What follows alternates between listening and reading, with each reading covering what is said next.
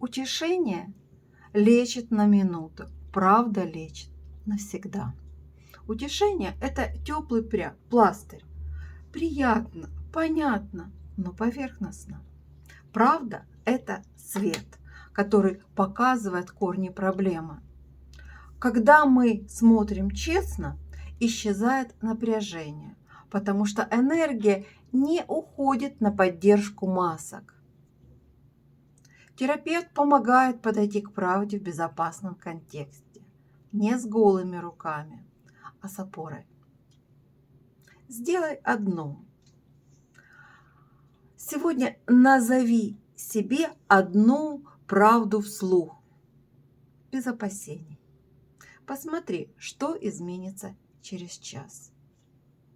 Напиши одно слово в комментариях, правду, которую ты услышала сейчас.